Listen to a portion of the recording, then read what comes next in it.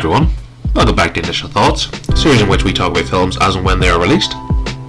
Today's film we're talking about is Eternals, the latest Marvel entry, and is the third of the four films being released in 2021 in the Marvel Universe, and stars a host of big name acting talents, including Gemma Chan, Richard Madden, Angelina Jolie, Sam Hayek and Kit Harington to name a few, with the film being written and directed by Chloe Zhao.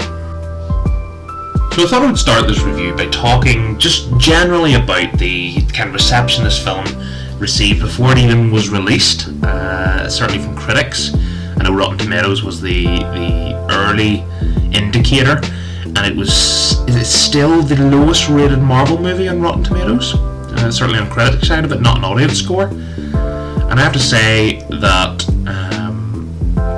seeing that going into this was quite daunting. And I wonder how many people it would have put off at the time. I remember thinking, is this maybe a ploy to maybe get not as many people to see this film? But then I read that it had the second biggest worldwide opening since the world shut down over the last 18 months, and we're back to cinema going again. So it's the second biggest opening since then, which is fantastic to hear, and it does show the draw that Marvel films have on the world at this moment. I think it was only second to No Time to Die. Was that correct, or maybe it was something else? I assume it was No Time to Die. Either way, but yeah, with Eternals, this was a film that, as I mentioned, the critics were very harsh to, and I suppose a lot of people kind of suspected that was maybe an LGBT thing, or whatever reason. I'm not going to get political on this. I would just say that I thought I should mention before I do the proper review that if you're flagging this film for LGBT stuff shown throughout the film, I don't know where you're finding it. There was the odd moment and in the odd scenario, but there was nothing here that was. Anyway, let's talk about Eternals properly. So coming into this, as I've already stated, that I seen the critic reviews, and I thought, oh, this could be the one. As I mentioned maybe or previously in my Shang-Chi review, that I thought it was going to be the filler Marvel movie, and certainly I would probably add this into the mix for that, because between Black Widow, be it whatever that movie was, it was alright, I suppose. My review for it is also on the channel, and obviously with No Way Home coming out and that being the probably, definitely the biggest Marvel movie since Endgame, and probably the third biggest Marvel movie, certainly in anticipation, ever, maybe. So with these kind of all squeezed in, with Black Widow only coming out a few months ago, Shang-Chi what felt like a few weeks ago, and Eternals now, and then a month's time we've got Spider-Man No Way Home. We are we're very crowded. We're very. It's a bit overwhelming with Marvel stuff. Not to mention the television shows that have came out. There's been, I think by the time Hawkeye comes out by the Christmas here, that will be 4 Marvel shows and 4 Marvel movies in the space of, well, when did WandaVision start? What was that, early in the year? About Easter time? Maybe slightly earlier than that. It just shows the level of Marvel product that we're getting at the minute. And this is something I will kind of touch on more as we get to the end of the review, but I just wanted to say that we are getting a lot of Marvel stuff, and I wonder, did that maybe fall into or maybe did that contribute to the factor of why this movie was quite badly received by critics? Because the audience score, as you can see, IMDb, which I'll get to that eventually, obviously when I'm doing my scoring, but IMDb it's kind of in the middle, probably, of where Marvel films usually lie, certainly in early indicators. So enough about all that, let's talk about Eternals, the film. I liked this film. I didn't love it, I didn't hate it. I thought it was decent. But there was stuff to like, but there was a lot to not like as well, I suppose, because hate's too strong of a word. There wasn't anything in this film that you could really hate, certainly for my part anyway. I think the biggest pro for this film, you know, if we're talking pros and cons, certainly the biggest pro for this film is the acting. As I mentioned when I went through the cast list there, or some of the cast list, some of the acting chops in this film is like there's some top tier acting performances in this film, I would say. Like, not to the point where we're talking Oscar level or anything, but there certainly is I think if the actors weren't doing as good a job as they are in the majority of scenes and the majority of actors, because I couldn't really pick out any that didn't do a good job on the acting side of it and the script they were given and the scenario the characters put in. But that leads me on to my con.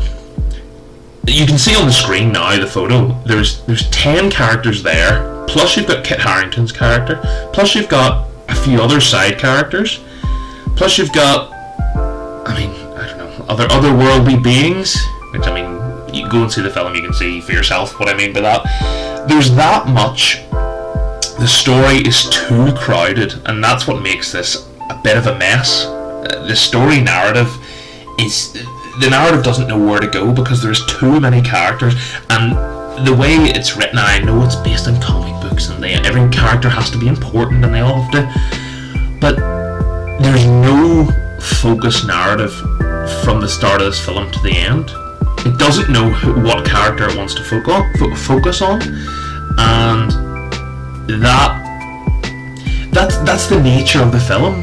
Because, and when you compare it back to something like Infinity War, which for me, and I would say 90% of people would say that is the pinnacle of Marvel Universe films. That film, there's nobody, and that has so many, like, that is probably about 3 times the amount of main characters in quotation marks than this film.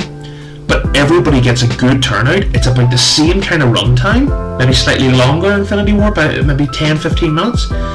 But there wasn't a lot of time, or there wasn't anybody I spoke to where at the time we came out of Infinity War that we thought, oh Jesus, didn't such and such get a bad deal? I know plot-wise a lot of people were annoyed at Chris Pratt's character Star-Lord at the time, but in reality he had a vital role, as did everybody. Nobody was shortchanged in that film that was in it. Whereas I felt in this film, not that any particular character came off badly, it was just because there were so many, and so many were important, that there was no chance that any character could really thrive. And I suppose that kind of led to me personally feeling a bit detached, you know, because we were constantly hopping, oh, here's another character, oh, remember that character from earlier, oh, he's actually that, and you're like, hang on, like, can we not just stop and listen to someone say something before we hop to somebody else?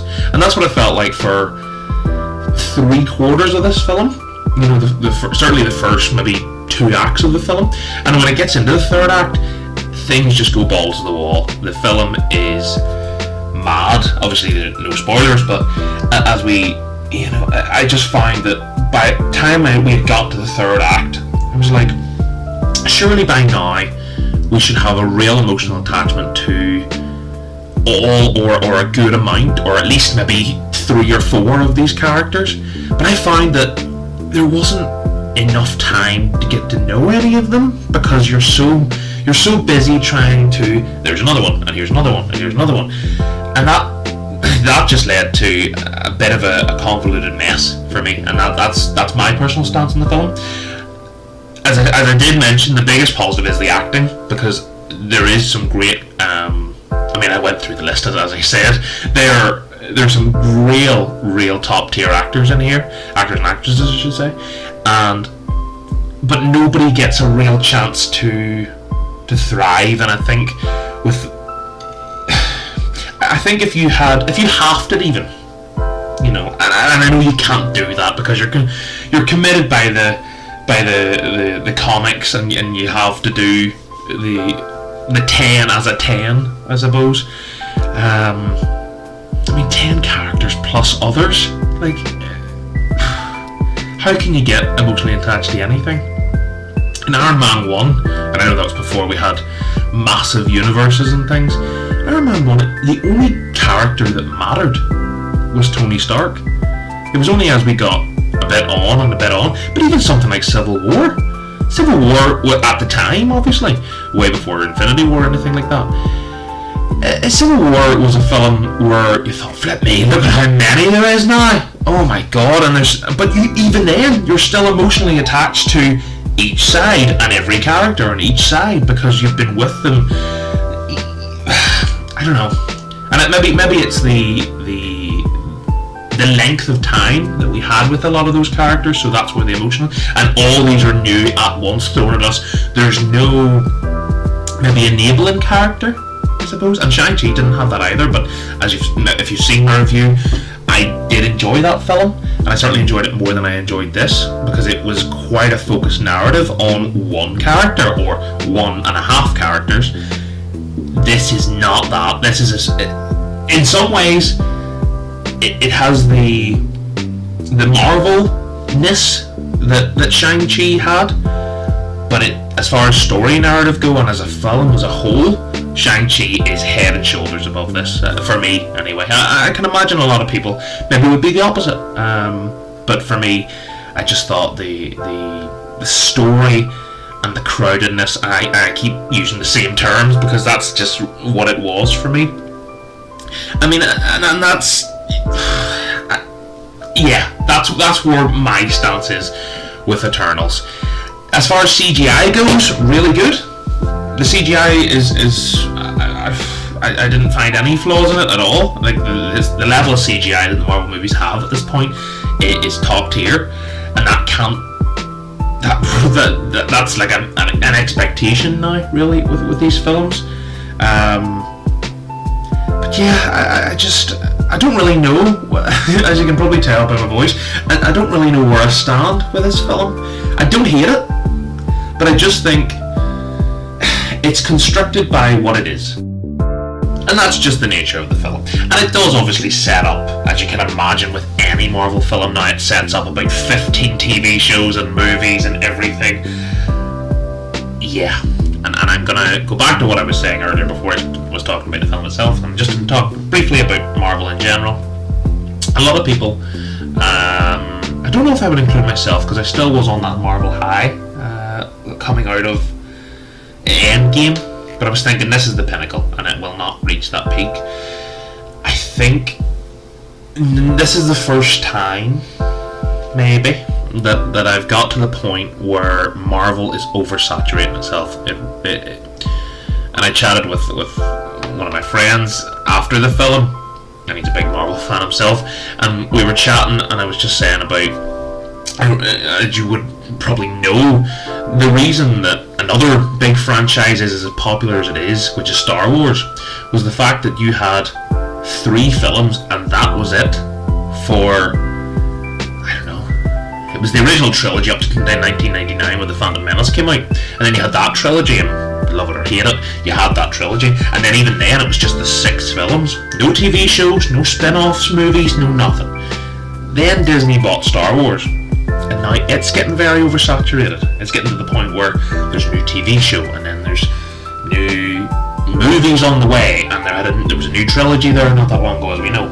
So, and I feel like before Marvel even has got to the point where it's had its original trilogy, and the argument can be made that the Infinity Saga is its original trilogy, but before Infinity Saga even finished, we had Spider-Man Far From Home, the second film, and then obviously we had what happened over the last 18 months, of course, and that kind of forced it to have a break. But, you know, if you look at the schedule and where we were supposed to be now, Marvel is just, but before you even think about what you've just seen, you're going to the next Marvel film, or you're fired on the next Marvel TV show, and it just gets too much, and I think that's where I am. And don't get me wrong, I'm very, very excited for Spider-Man No Way Home, but that's more as that Spider-Man trilogy, Homecoming, Far From Home, No Way Home, plus whatever else might happen in that film, we'll soon see. But I'm getting a bit burnt out by Marvel, as I'm sure some people are. And this was the first film, and I did mention it in my Shang-Chi review that I thought it was going to be the filler, and it was going to be the film that was like, right, come on now, it's just too much. And even though I did enjoy Shang-Chi quite a lot, I was a bit burnt out after that. Well, not burnt out then. I was like, well, that was good, but I think that's enough Marvel for a wee while. Whereas after Eternals, I firmly am in the burnout phase of Marvel. It's too much, and I know they do well, and I know the world loves them, and I certainly love them for the most part myself. Or like them, I suppose, if we're talking on averages, because there's a few I really love, but there's a lot I really hate. But I just have to say, before we get into rating it itself and whatever I give Eternals, that Rotten Tomatoes score that I mentioned earlier, and it has obviously made the rounds, it rated this lower than Thor: The Dark World. On no planet is Thor: The Dark World better than any film, never mind Eternals. Eternals is... Thor: The Dark World is honestly like a 3 or a 4 out of 10. It is awful. So is the first Thor, so is The Incredible Hulk, when you're talking about real early Marvel films. And I don't care how low the standard drops, or if they just fire a Marvel film out just for the sake of it, just a filler film, as there is nothing, I don't think, on the Marvel formula, the way they make these movies now, the way the quality that they have even at the minimum level, there is no chance that anything is on Thor: The Dark World level now. And I will not listen to people whenever I hear that Rotten Tomatoes has give this the lowest rated Marvel movie. Enough waffling. That is absolute tripe. Right, that's enough. That's enough of all that. That's the bit of the Marvel rant done. We're talking about Eternals. Let's get to rating time. IMDb has gave it a bit of a mid-level score. I'm not giving it that high. As I said, the story is too much of a mess to really... I don't know, love is definitely too strong a word. To really have been entertained by this film, I thought it was just too messy. And that's... It's sad, but it's the reality of firing 10 plus characters into a story and expecting you to care about all of them. It just doesn't happen. I don't care how tight-knit the story is written. And for her part, you know, Chloe Zhao, who written and directed it, I would imagine she did as well as she could. I don't think there was a point where you put any director on this earth and have them direct 10 characters, all equal, kind of, and care about them all. It's not going to happen. It just is not going to happen. I don't care what franchise you're in, what scenario, you have to build it up by movie, or you know, which is the Marvel formula. Introduce this character here, then give it another movie. You've got a main character, and then you go, oh, who's this? There's somebody else new. No, you cannot add 10 to 15 characters in one movie that you don't know anything about any of them before. It just does not work. And it's Marvel maybe getting a bit ahead of itself. I keep talking, I keep going over the same points, so I'm just going to go rating wise. IMDb gave it that. I'm giving it a 6.5. That's only because of the good acting. And with some of the cast members of this, they can't not give a good performance. People like Richard Madden, people like Gemma Chan, people like Angelina Jolie or Salma Hayek, or Kit Harington. It's not going to happen. There is always going to be some high standard when you've got actors and actresses of that caliber in this film. It's just the story's too much of a mess. It may set up for a better Eternals film in the future, maybe. That certainly is a possibility. But for now, didn't love this film. 6.5. I might even be generous. Maybe it's a 6. But I think I'll go for 6.5 right now to be nice. And yeah, that's the review. A bit more of a ranty one, this, guys. That was kind of my feeling, I kind of wanted to talk about this more during my Shang-Chi review, and I didn't really go into it because I did enjoy that movie more. That's just a lot of stuff I thought I would say about the Marvel film. Before we get into the No Way Home and everybody's on such a Marvel high after that, which I will be too. Don't get me wrong, I'm very excited for that film. I have such high hope for that film, and that film probably will be great. But that doesn't mean that all Marvel films are all up to a great standard. And Eternals just wasn't. But not that low level that Rotten Tomatoes give it. There's no chance on this earth. Anyway, back to more happy news. I hit 100k thousand. That's how words work. 100,000 views on the channel just yesterday, which is unbelievable. That is something that when I started doing the channel on the 1st of January, I never thought we would get to. If you want to, I have such big plans for the channel, but if you want to join, if you want to be here and see where we go in the future, a subscribe is honestly, you don't know how much it means. And if you want to like the video, let me know you enjoyed it, let me know what you thought of Eternals. It just wasn't really for me, and it kind of is a bit of a capitulation of everything with Marvel at the minute. But yeah, thank you so much for taking the time out of your day, as always, to listen to me talking about yet another film, yet another Marvel film. There's so many. Anyway, that's all from me. Thanks again, and I will hopefully see you in the next one. Bye, guys. Thanks for taking the time to watch this video. Before you go, here are some of my other videos. For updates and information on upcoming videos, the best place to find this is my Twitter. Much love, everyone.